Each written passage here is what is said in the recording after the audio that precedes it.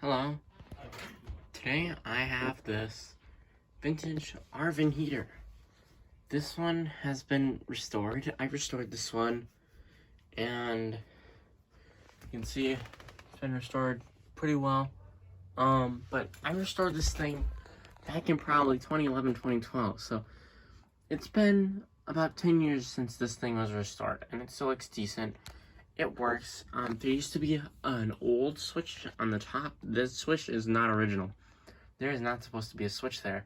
As much as it looks normal, there's not supposed to be on there. It's just supposed to be plug it in and it goes. But the guy who had this before me had a switch in there.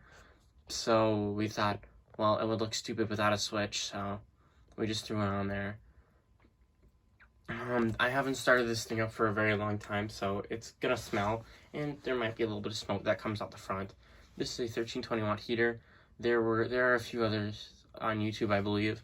And for the people that want to know why it is bowed out like this, that is because it is an anti-fire thing, so then it does not catch on fire. And I would not know if it works because I've never let this thing run face down. Mainly because I don't want to start stuff on fire or burn my floor. Anyways, this thing will definitely turn a floor like this. It will definitely turn it black. That's why I'm not going to mess with that. Alright, we'll turn it on here, and we may build a circuit breaker, but I would not know. This thing is extremely old, so who knows what will happen. Here we go.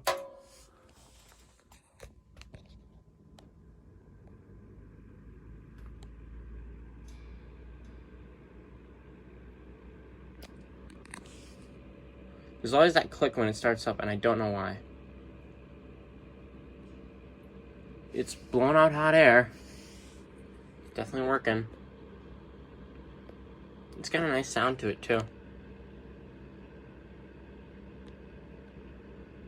This is literally the first vintage item I've ever had.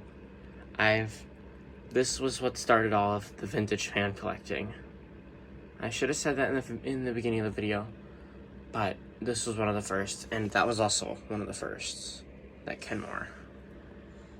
My first real vintage fan was a vintage Gilbert.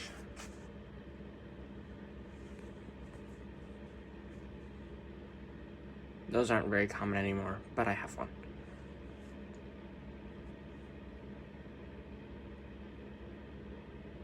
Except it doesn't work on low anymore, because when we restored it, we screwed it up. Anyways, I'm going to cut the lights, so then hopefully you will be able to see. I'll hit those up there. If I can scoot back far enough.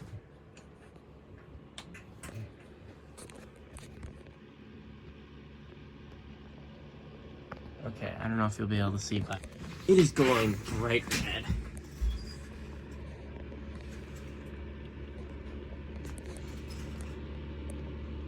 I don't know if that comes up on camera. It's not very bright, but it's definitely red. And now I'm going to go ahead and turn off the heater. One of the reasons I don't let this thing run too long is that the entire outer casing of the thing gets really, really hot. So I think that's kind of dangerous. The fan has already stopped. That's also one of the things we fixed on this thing. We didn't really fix it, but we made it look nice again. We put some heat-resistant paint on the fan blade there. I don't know if you can see it, but... And this thing has the original cloth-covered cord, and it hasn't failed me yet, so why not take it out? And it's not warm at all either. It's still cool to the touch. It's not gonna hurt me.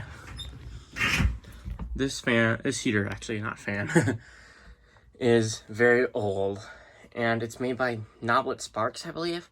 That's what I remember seeing last time I looked on the base. But thank you for watching, and I hope you enjoyed. Later.